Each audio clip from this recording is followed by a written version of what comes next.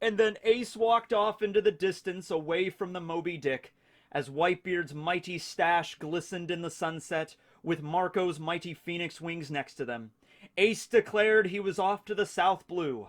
Perhaps I'll open up a bakery and name it after my mother, Porcus D. Rouge, that loved me every day. And with those words, Ace walked away with all of his critical organs intact as he gave the thumbs up. Everything was gonna be okay. That was a beautiful ending. Beautiful ending to the story. I really do need to review this. Okay, I've had it for a while. I was reorganizing my manga the other day and I found this. So yeah, I should probably talk about that. Yeah, and that's just how it went with Ace. You know, everything would have been okay if he would have just moved back to the South Blue and opened up a bakery. One Piece protagonist, listen to me. Open a bakery. Nothing bad ever happens to you when you open a bakery, okay? It's not as amazing as the pirate life, but it's safe. You'll make it out of this story alive, okay? All right, has there ever been a flashback in One Piece where somebody was running a bakery and then they died? No, it never happened, okay? So, hey everybody, how you doing? Tekking and Barry here today.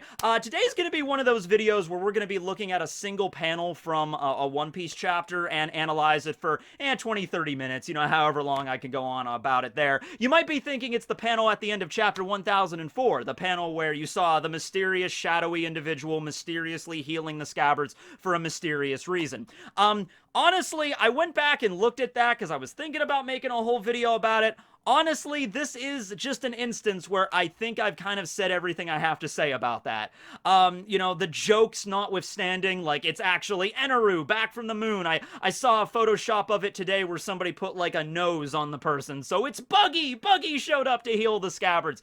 Honestly, I really can't think of anybody else it could be other than Hiyori or Toki, and I've already said that a few times. I said that in the review. Either that, or it's somebody else that Oda just created, and in which case we have absolutely no idea who that person is, because Oda hasn't introduced them yet. So, yeah, Hiyori or Toki. I'm siding with Toki because that would be cool, and that's that. No, the panel I refer to today is the panel from chapter 1001. If you remember this scene, it was right after Luffy Gumu Gumu no Red Rocked, BAM! Kaido right in the face, knocked him into the ground, or the roof of Onigashima, and his head got, you know, set on fire. So after Kaido gets back up and he's like, oh, I'm on fire, all right. After he composes himself, he looks over at Luffy, who's standing triumphant right there in front of him, you know, not even budging an inch. And Kaido is kind of wondering, you know, who does he think he is? You know, what kind of king does this Straw Hat think he's going to be, right? And Kaido, in that instance, envisions 5 great pirates, the visages of 5 great warriors from his past, appear behind Luffy. Almost as if Kaido's subconscious is telling him that Luffy has the same aura as one of, or possibly all of, these 5 mighty warriors that he clashed with in the past. Who are these 5? Well, of course, we have Whitebeard, Edward Newgate. Then we have the king of the pirates himself, Gold D. Roger.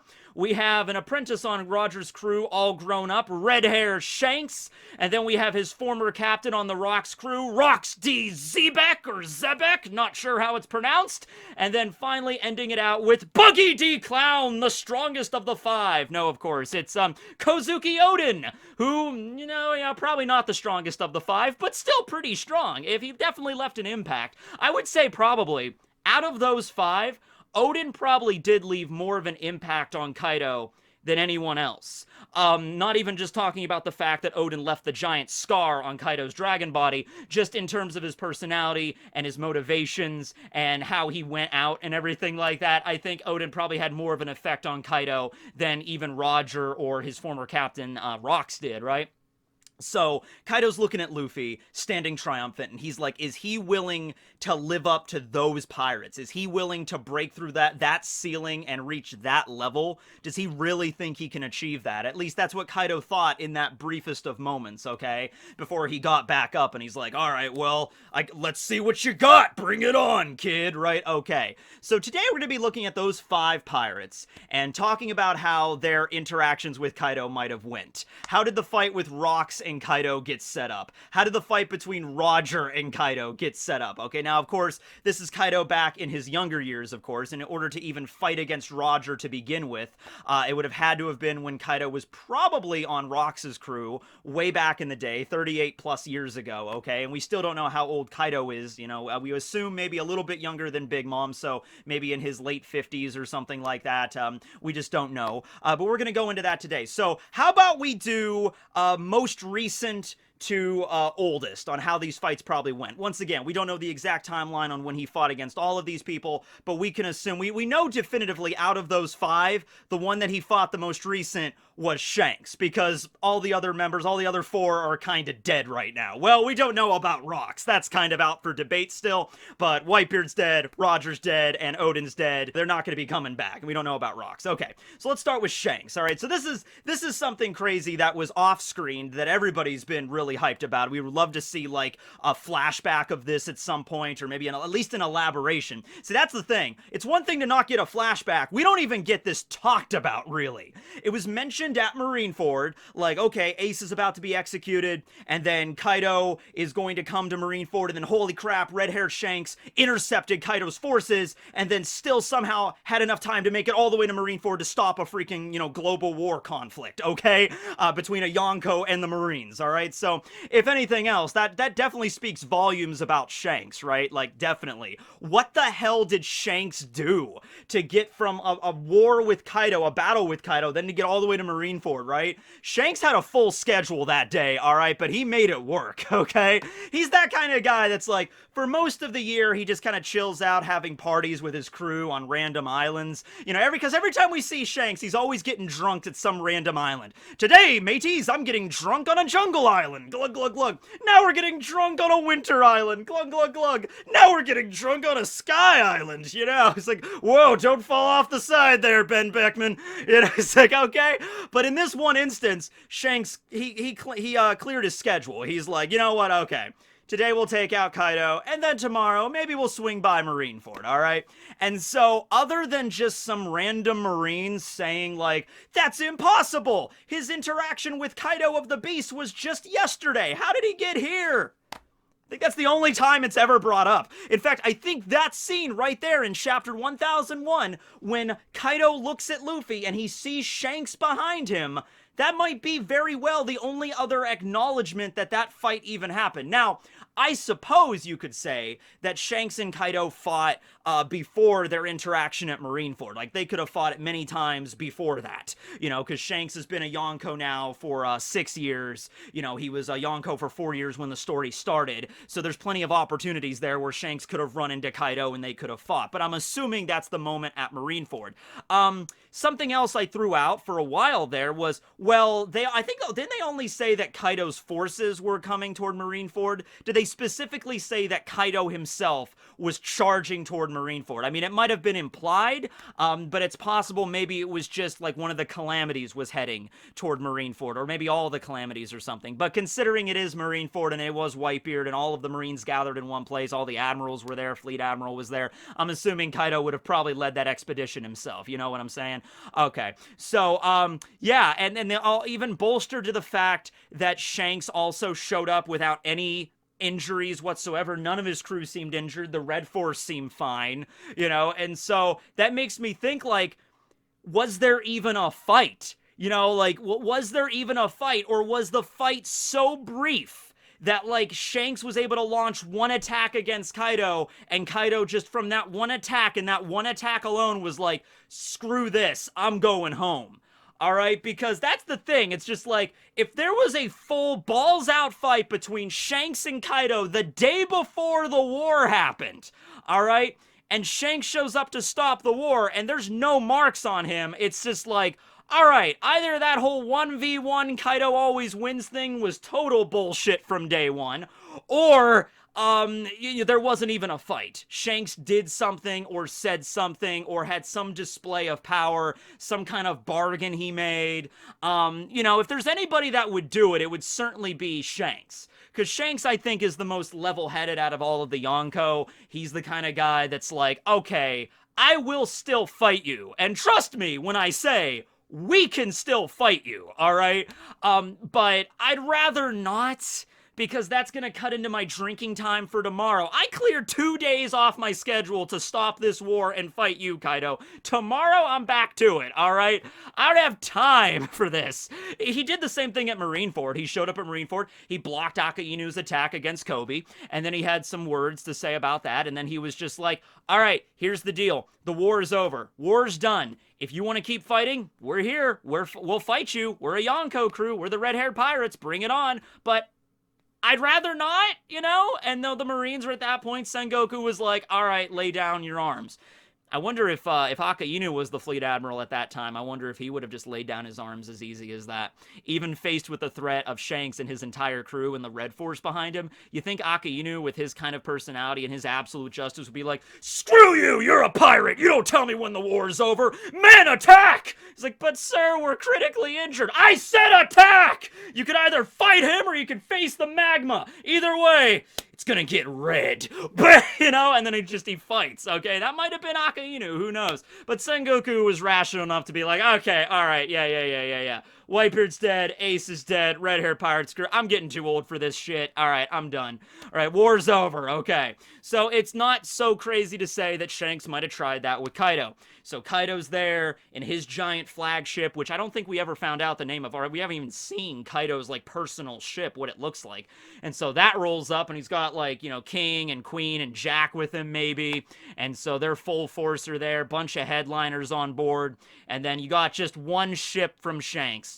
Just one, the Red Force. That's all you need. And just little, and you know Kaido's ship is going to be massive. He's Kaido of the Beast. Probably has like a giant dragon figurehead or whatever. Probably like, 10 times the size of the Red Force. And the Red Force is just like, just like, hey Kaido, what's up? It's like, who's the hell? Oh, Shanks! And then Shanks just jumps on the freaking, same thing he did with Whitebeard's ship. He just jumps on the freaking floor of it and then exerts his Conqueror's Hockey. And then Kaido's just like, all right, what do you want? It's just like, gonna have to tell you to not go to the war, man. Sorry, it's just not gonna work. We already have enough crazy stuff going on right now. We don't need you going to the war. And so Kaido's like, you don't tell me what to do. Yeah, okay. Alright, we're gonna do this. Alright. How you been, man? How you been? Oh, I've been alright, I'm ruling Wano. That's cool. And then he just, like, raises up Griffin and then just slices the mast or the sail of the flagship or whatever, or cuts a random boat off to the side. It's just like... And you know what? Kaido, he is, he's really strong, but he's not so much of, like, the idiot musclehead that can't see, plain as day what's gonna happen. Kaido might have just realized at that instant, like, I can't fight Shanks and go to the war and expect to do stuff there with Whitebeard and the Marines. That's just not practical, okay? It's just not practical. I could fight Shanks right now. I could win. But my crew's going to be seriously injured, even if we do win. And then we could finally get to Marineford, and then there's Whitebeard and the Marines.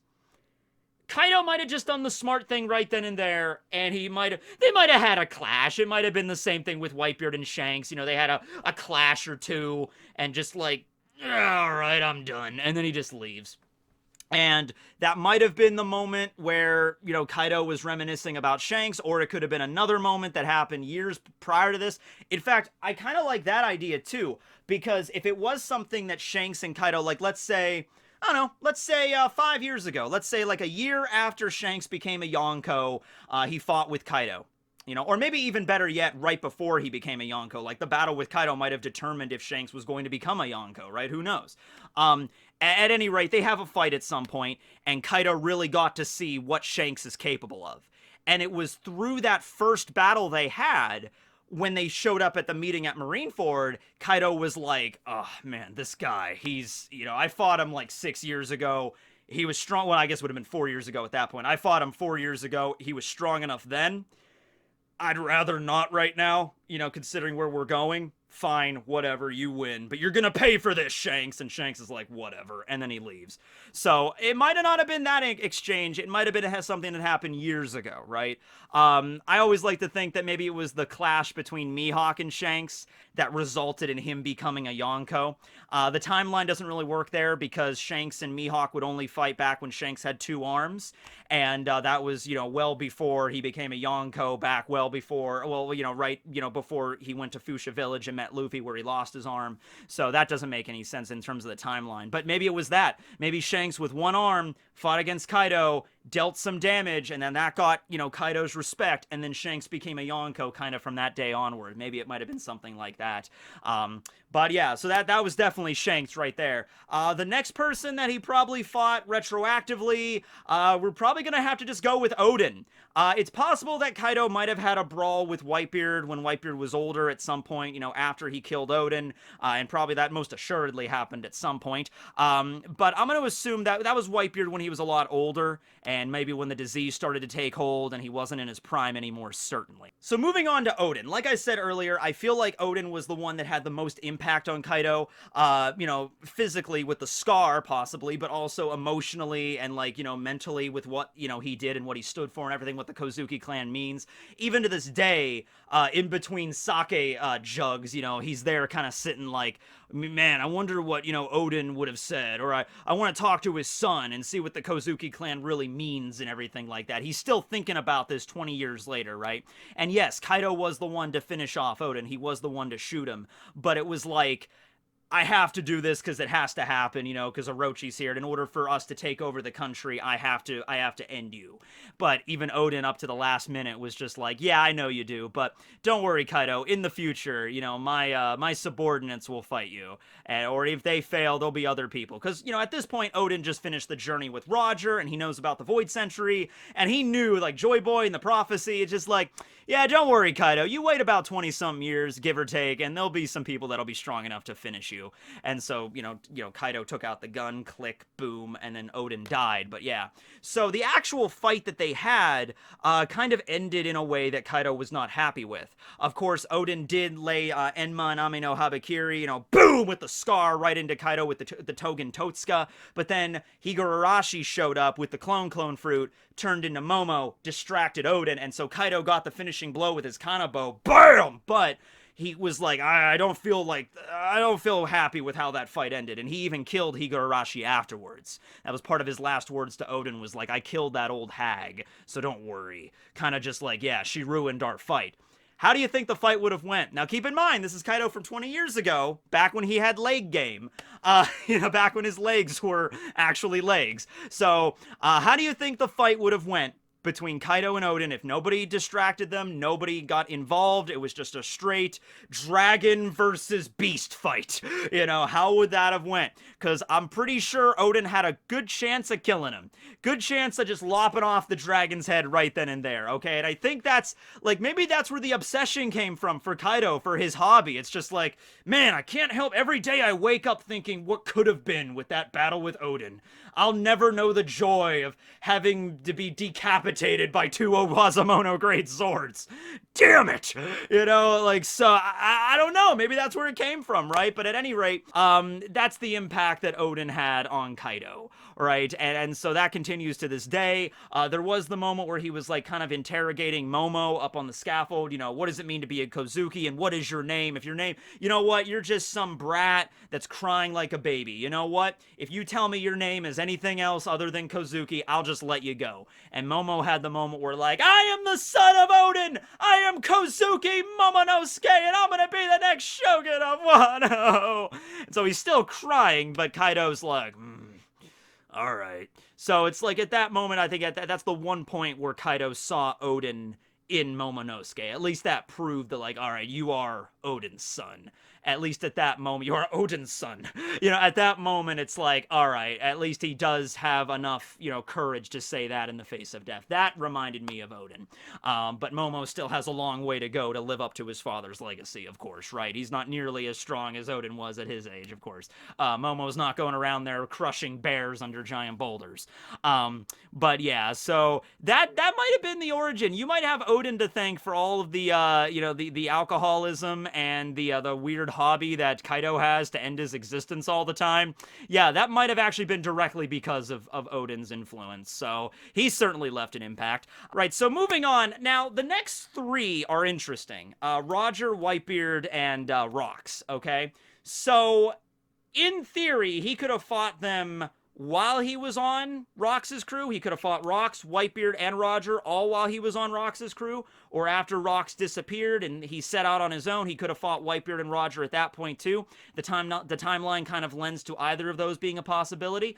But you know, just to add to the idea that these are probably the people that might have bested him in combat, I'm going to assume that maybe these battles took place when Kaido was on Rox's crew, when he was younger, when he was an apprentice pirate. He wasn't as strong as he was right now, and in some cases, he might have not even very well had the dragon fruit. Because I believe Big Mom said it was at God Valley when you were at the end of your rope, when you were about to die, you were looking pretty sorry. That's when I gave you the Ua Ua no Mi, the model Azor dragon, to save your life. And that was the life that Big Mom talked about right there, okay? So, with that being said, Kaido might have just had really strong power, physical strength, haki, the Kanabo. He still had all that back when he was an apprentice. He was still a tough customer, but didn't have the dragon powers, okay? Which it obviously didn't have all the experience that he has now, right? So fighting Roger and Whitebeard and Rox back then, not the same kind of Kaido, but you can imagine those fights were still pretty damn epic, okay? So let's do Roger first, okay?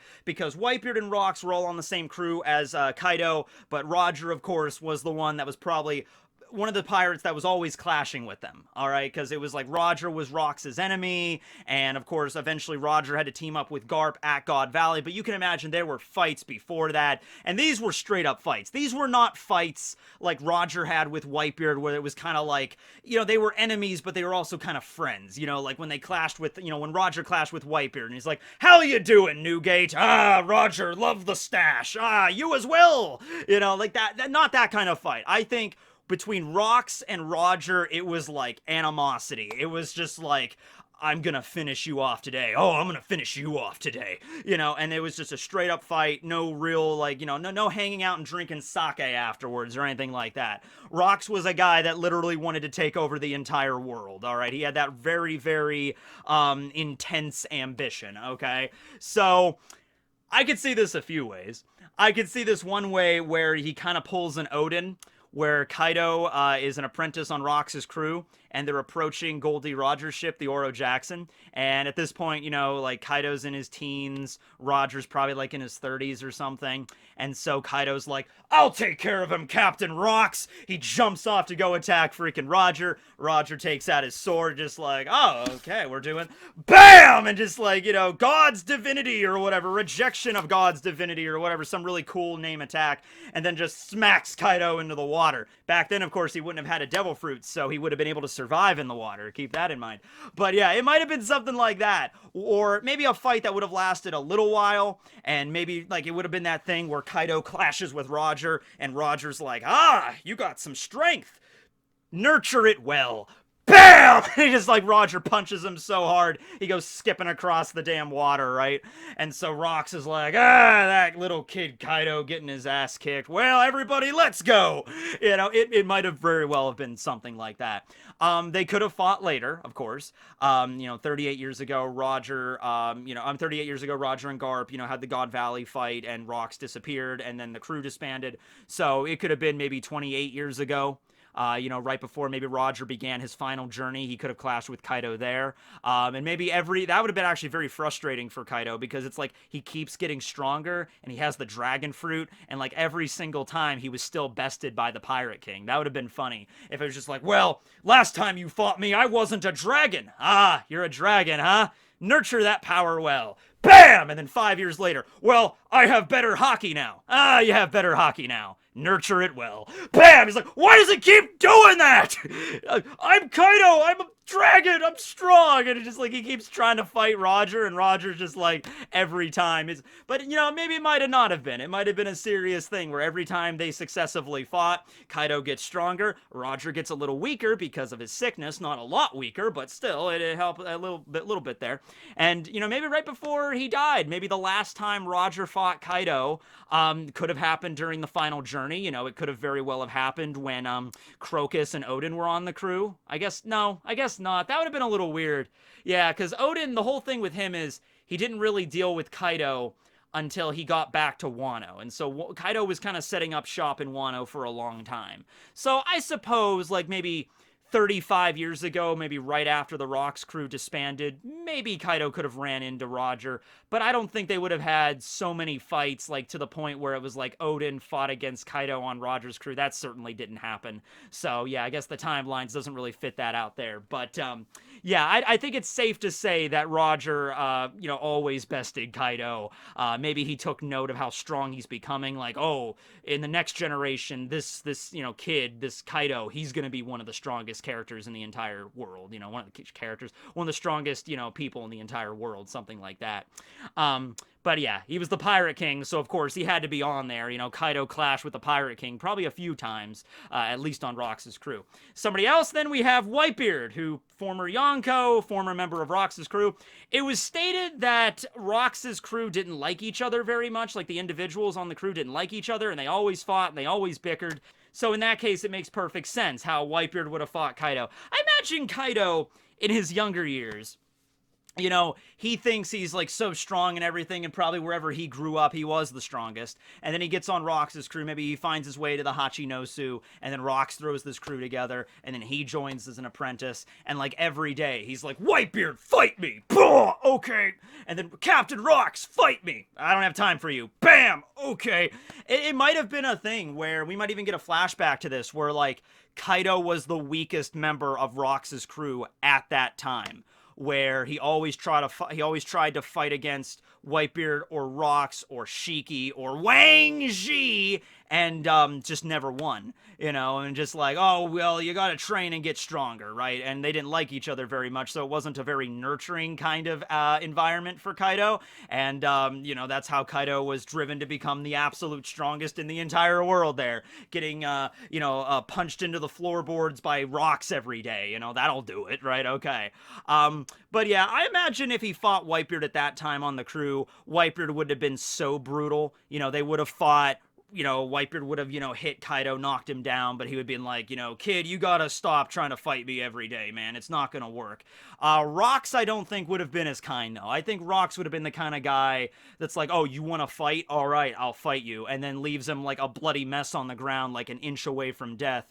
And so it was also stated that Big Mom viewed Kaido as like her little brother at the time. So maybe it was Big Mom back then that was the one that like is like, Kaido, you need to stop fighting everybody. Maybe Big Mom was the one that like patched Kaido up every time he tried to fight against Rox or Whitebeard or Shiki or somebody. And so then, Kaido's like, I don't need your help, get off of me. He's like, oh, Kaido, come on now, you're like a little brother to me. And so maybe that was their relationship, and so that's what led Big Mom to give him the Ua Ua no Mi at God Valley. Maybe that was the kind of thing that they had.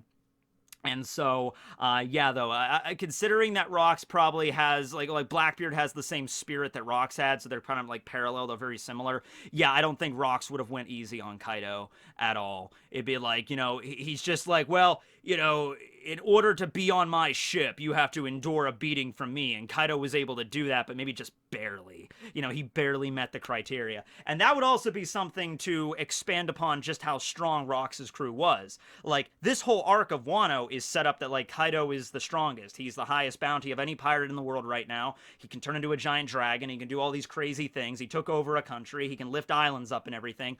He was actually the weakest member of Rox's crew. Now, now at age, like, whatever Kaido is, like, in his late 50s or whatever, maybe he more comparable to, like, Shiki and them back in the day.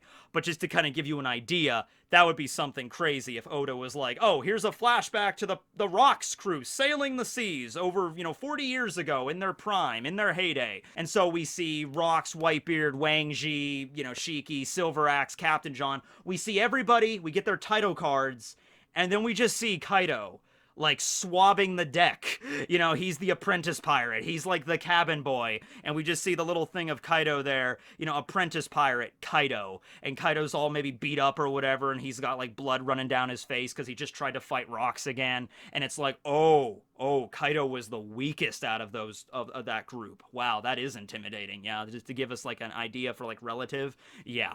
So, yeah, I'm assuming most of those fights, though, between Whitebeard and Rocks, they took place on the crew. With Rocks, they would have had to, because he, disappeared after. And then Roger could have happened, like, while on the crew, or maybe a little bit after the crew. But it didn't continue on. At some point, Kaido decided, I'm going to set up shop in Wano and focus all my attention on that for several years, not really go out there in the world yet, kind of focus entirely on taking over Wano. And then after that was established, after Odin was killed, after Orochi and Kaido took over properly, that's when I think Kaido took up the reins as a proper Yonko and started expanding his fleet into the world, okay? But it was probably a few years there where he had to set up shop that he didn't really do much in the New World, right? All right, well, anyway, that's the video. Hope you guys enjoyed. I can't wait to get some kind of flashback involving the Rocks crew. That's certainly going to be epic, and seeing how the whole dynamic of that went down. But yeah, will Luffy live up to the legacy of these 5 mighty pirates? I think, I don't know if you've heard, but Kaizoku Oni Ore Nara. Luffy's going to become king of the pirates. So I'm going to say yes. Right now, though, maybe not. If anything, maybe if Luffy's the one that gets the final attack on Kaido right before Kaido loses, right before he knows that, like, okay, this attack is going to knock me the hell out and I'm going to be done. I've lost this fight. Right before that fist connects, Kaido's like, he's the 6th. Boom! And then he gets dropped, and then, he realizes that Luffy is, destined for great things. Thanks for watching, everybody. Tekking, Barry, signing out.